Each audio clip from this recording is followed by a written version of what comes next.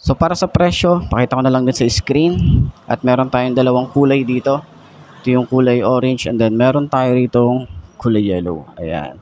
So depende na lang sa inyo kung ano yung mas trip nyo ang kulay sa dalawang to. Pero para silang maganda. Pares angat sila. No, yung kulay nila medyo kakaiba. So ayun na nga, papakita ko na din sa inyo yung kanilang price.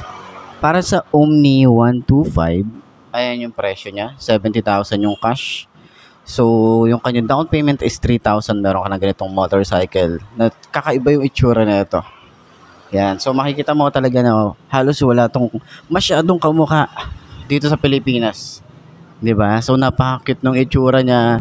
Ang ganda ng style. Parang robot yung style niya. So, yun nga para sa mga presyo. Papakita ko na lang din dyan sa screen nyo. At yun nga. Meron silang dalawang kulay dito. Itong kulay red at kulay blue. Ayan. So sa lahat ng mga nagtatanong at sa lahat ng mga naghahanap nito sa channel natin, ayan, available na po siya dito sa branch na to, dito sa may Baliwag. Puntahan nyo na lang yung contact number, nakita nyo naman na, pati yung presyo. Yung nga, asan yung ano nito? So dito pala, ito tinanggal lang to baka mamaya kasi sabihin nyo wala siya. Pero ayan, ganito yung itsura niyan. Ayan. So, ayan, last time kasi meron na tayong kulay blue. Gusto ko itong kulay red naman yung ikutan natin. Yung price niya, papakita ko na lang din dyan sa screen. Para at least meron na tayong idea kung magkano nga ba ang ganitong motorcycle. Kung ito nga ba yung hanap nyo ngayong 2024. Mga naghahanap dyan ng mga pan-tricycle, pang-custom, pwede to. Kung tatanungin nyo naman kung pang long ride, short ride, pwede to. Pang-service, pwede yan, kahit saan, okay? Para sa kanyang presyo, papakita ko na lang dyan sa screen kung magkano nga ba ang kanilang cash, down payment, tsaka yung contact number dito para at least kontakan nyo na lang sila or mag-inquire na lang din kayo para dun sa mga naghahanap ng ganito, okay? Ano nga, para sa kanyang presyo, ipapakita ko na lang din sa inyo yung updated price para dito sa Monarch Axis 125. So, nakita na rin natin siya. At ito nga pala ay carb type. Akala ko nung una is naka-FI na siya pero carb type pa rin tong lumabas ngayon dito kay Monarch. At sa presyo masasabi natin na mura siya. Tapos ganito yung itsura. Napakaganda. Talagang alam mo yun, parang naka-custom na siya. Pero marami ka pang pwedeng gawin dito sa motorcycle na to. At pwede mo pang dagdagan ng mga accessories. So yun nga, para sa presyo, papakita ko pa rin yung presyo nitong cab 110 ng Monarch. Yan. So kung last time nakita nyo yung Axis 125, medyo kung namamahalan kayo dun sa 125cc na yun, ito 110cc. At kung hindi naman kayo masyadong maselan sa mga bilis or sa speed, at kung gusto niya ng chill ride lang, pwede itong Monarch Cab 110. Matipid sa fuel consumption, all goods to kahit sabihin natin na carb type ang isang to. Para sa presyo ng isang to, ayan, papakita ko na lang din sa inyo sa screen kung magkano nga ba yung cash, down payment at yung kanilang monthly. And then meron yung rebate. Yung registration nito is nasa 3 years na rin. Okay? So ayun na nga, para sa kanyang presyo, syempre, alam nyo naman, know the drill. Papakita ko na lang din dyan sa inyo yung price, yung cash, or SRP, down payment, monthly niya, and then yung rebate para dito. So, nakita na ulit natin. At meron tayong nakitang bagong kulay. So, last time kasi dun sa may inside racing is nakita natin yung kulay black na mayroon siyang touch ng gold. So, at least meron silang bagong kulay na nilabas. Ito yung glossy blue. Papakita ko na lang din dyan sa inyo, sa screen nyo para at least ma-check nyo kung magkano nga ba yung price or SRP or cash niya, kung magkano nga ba yung on the spot na cash. Pwede nyo mabili to ng on the spot na cash. And then yung down payment and yung monthly. Tapos, alam ko may rebate pa yan Pero yun na nga. Save me, I will play through if you betray me. Cause I know that I'll always be the one for you. And we fall hard, yeah we fall fast. Got a few scars from our old past. But I know that I'll always be the one for you. I'll always be the one for you.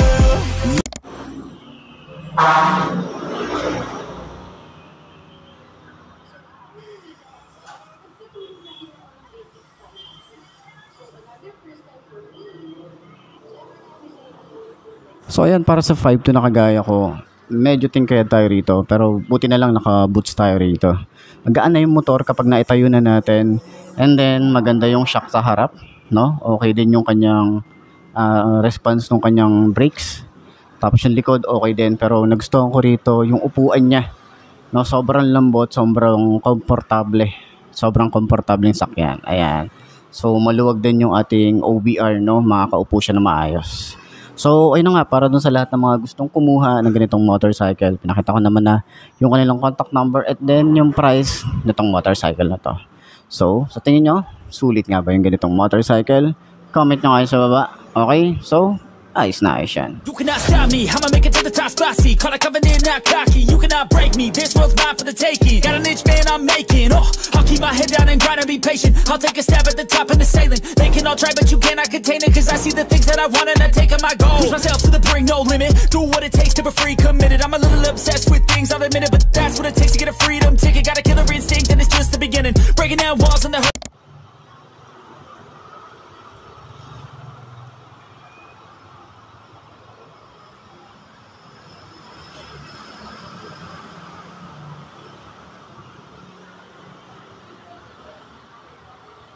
So yun, para sa 5.2 na kagaya ko, medyo tingkayad tayo rito, naka regular shoes lang tayo rito. Siguro mas maganda kung naka boots tayo. So ang height ko nga pala ay 5'2", so medyo tingkayad, sobrang tingkayad. Aminin na natin yon. Tsaka maganda yung kanyang upuan, maganda yung pagkalambot niya, no? Smooth na smooth lang, no? And then yung kanyang turning radius, malawak siya. Tapos yung siguro pag umaandar na tayo, pwede na tayong umusad, no? Kasi mahaba pa or malawak pa yung upuan niya, no? Pero malawak talaga siya, malapad yung ating upuan dito. Maganda yung bounce ng kanyang shock sa harap. Yung likod di ko masyadong ma-feel kasi nasa dulo tayo ng upuan eh. Pero yun na nga, para doon sa lahat ng mga gustong kumuha nito, puntahan nyo na lang dito sa Skygo, Baliwag branch. Para doon sa lahat ng mga mag-i-inquire, pwede nyo kontakin yung number nila. Ilalagay ko na lang din yung contact number nila dito sa screen. So, ayan, pinakita ko naman na yung ating price. So, check nyo na lang din sa mga Skygo na malapit sa lugar nyo. Okay? Ayos na ayos. Always to love what I'm doing. Never give up, never slow till I finally prove it. Never listen to the no's, I just wanna keep moving. Keep my head up when I act. Head up, that's a fact. Never looking back, I'ma keep myself on track. Keep my head up, staying strong. Always moving on. Feel I don't belong, tell my thoughts to move along. Push myself to be the best. Die with no regrets. Live with every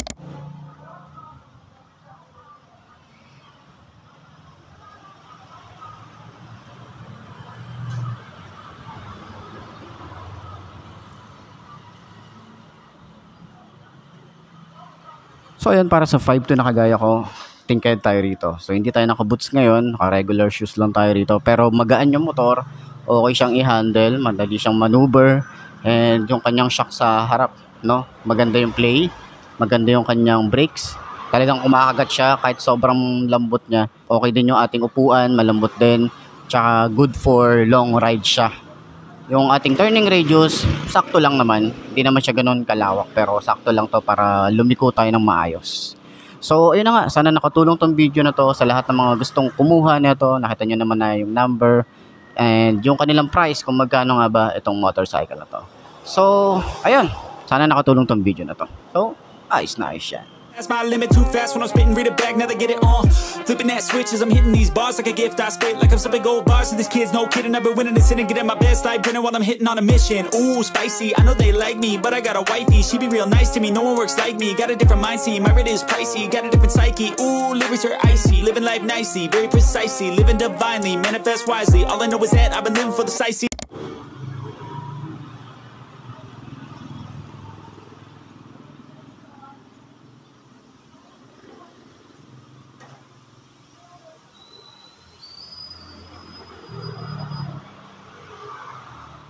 So ayan, para sa 5'2 na kagaya ko, halos same lahat sila nung height, same yung ating feeling. So maganda rin yung ano na to, yung shock niya, lambot ng kanyang upuan, and then yung turning radius, malawak din siya. So, magaan at kayang i-handle. Kahit yung mga 5 flat siguro, kaya nyo rin to. Magagawa ng paraan yan eh. Kung talagang ganito yung gusto nating motorcycle. So, may paraan naman yan. Pwede natin bawasan yung upuan, yung foam niya kasi makapal naman siya. Kung medyo hindi natin masyadong abot. So, advice ko din na pwede kayo mag-boots para at least maabot nyo yung floor at hindi kayo mahirapan sa traffic. Pwede nyo rin ito pang singit-singit kasi nga sobrang gaan din niya. Halos lahat nung 125 to 175 pare-paras yung gaan nila. Yan lang naman yung masasabi natin dito. Pero yun na nga, para dun sa lahat ng mga gustong kumuha, puntahan nyo na lang sa pinakamalapit na Skygo sa lugar nyo. So, pinakita ko naman na yung ating contact number and then yung price para at least mayroon kayong idea at sana nakatulong tong video na to sa mga naghahanap ng mga ganitong motorcycle. Nice.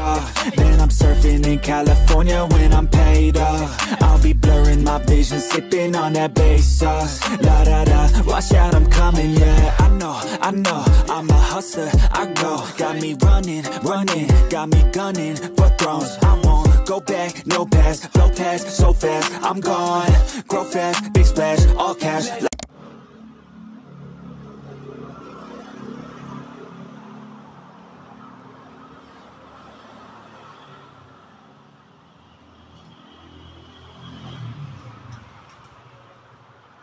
So ayan, para sa 5 to na kagaya ko, same dun sa kung paano natin sinakyan, yung 175, nakatingkaya tayo rito pero kaya nating i-handle, kaya nating i-manage, maganda siya, magaan siya, no? Tapos pag yung shock natin dito, halos same lang din sa 175, halos parang hindi naman sila nagkaiba. Pati yung braking system niya malakas din, no? Malambot yung kanyang lever. Tapos magaan yung motorcycle, okay siya, no? So, sa lahat ng mga gustong kumuha ng ganitong motorcycle, ayan. So, sana nakatulong tong video na to sa itong Monarch TM125. Ayan. So, puntahan nyo na lang dito sa mga, or puntahan nyo na lang yung pinakamalapit din na Skygo sa lugar nyo. Nice siya.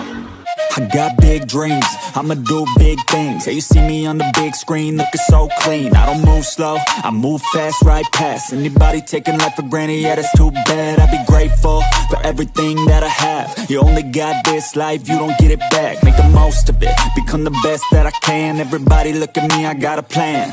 You gotta work hard, play hard, do it from the start. Cause how you do anything is everything is art. Stay consistent and do it every day. Yun, no? So, unang upo para dito sa Monarch Axis 125. Side stand natin para makita natin kung ano yung tsura niya kapag naka side stand. Yun, no? Side stand, medyo mabigat yung motorcycle. Unang approach, unang ano natin dito, mapapansin natin medyo mabigat siya dahil siguro dito sa metal na to. Diba? So ganyan naman siya kapag naka side stand, all goods naman kahit sa mga alanganing lugar. Pero 5'2" ang aking height, unang upo para dito sa Monarch Axis.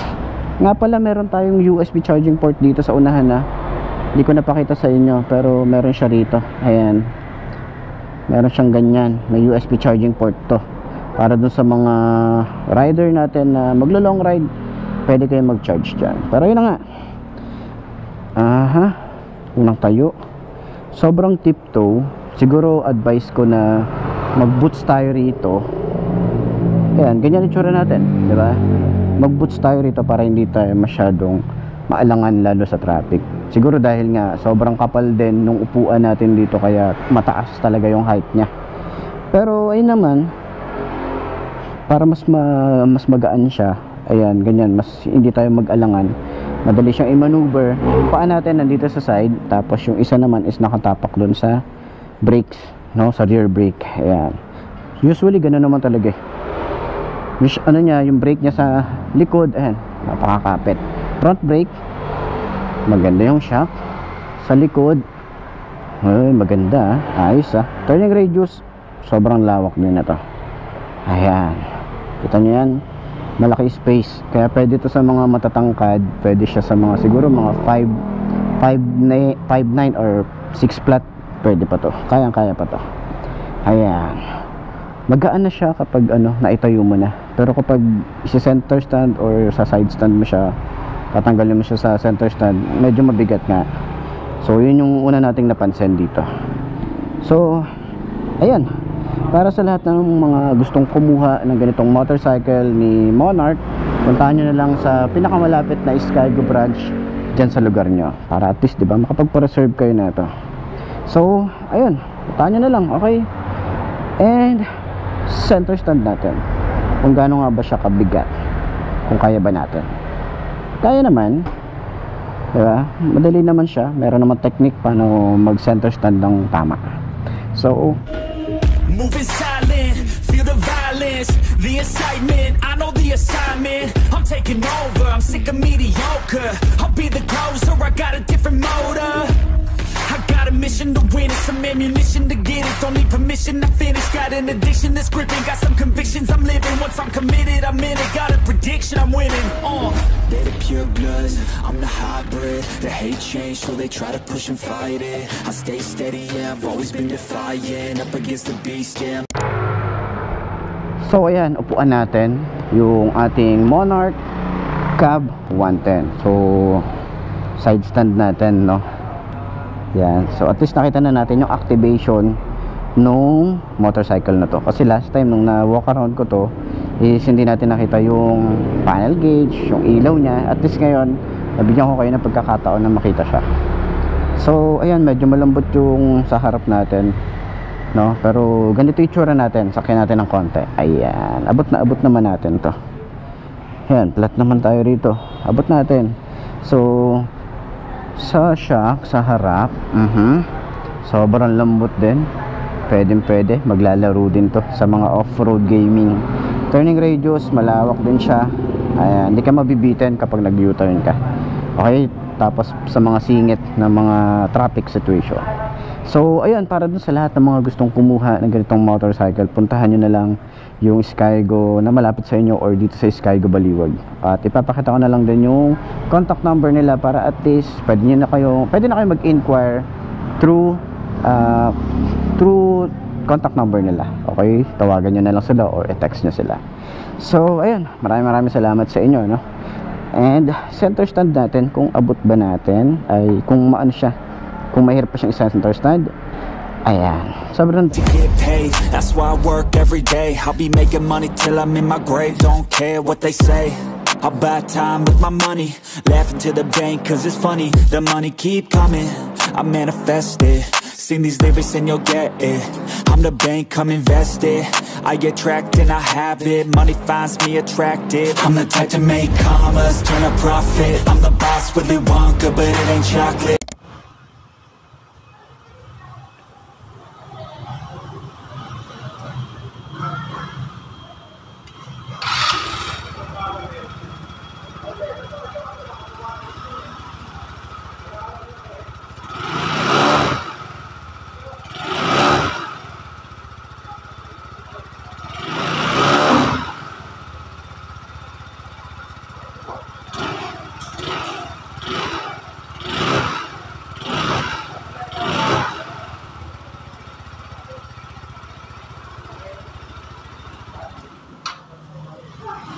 Okay, so unang upo para sa Monarch Arrow 150.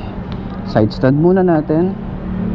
Ang itsura niya kapag naka side stand tayo rito. Ayan, ganyan, ayos diba? So 5'2" yung aking height.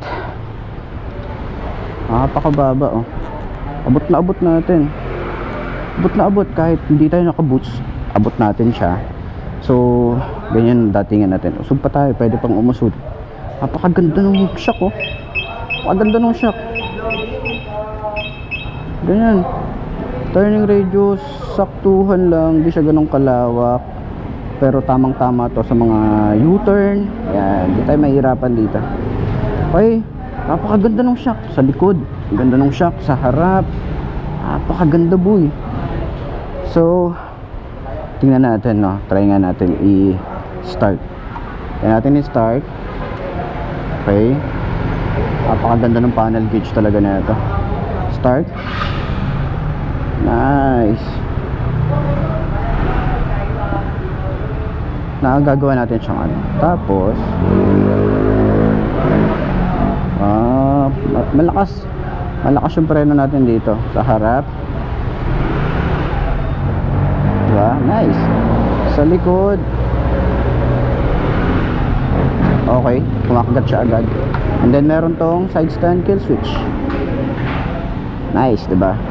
So, para doon sa lahat ng mga gustong kumuha ng ganitong motorcycle, nandito sa may Skygo Baliwag, papakita ko yung contact number nila dyan. And para mag-inquire, diba, sa mga gusto dyan, pwede, no? At least matawagan nyo sila agad para i-assist nila kayo kung saan kayo malapit na area, no? So, yun. Tapos meron pala tayo rito ang extension ng pa. Ganyan yung tsura natin pag naka-extend tayo. Yan, napaka-komportable na ito sa biyahe, sa long ride. Ayan, ganyan yung tsura natin. Tapos yung legroom, malawak pa. Ganyan, oh.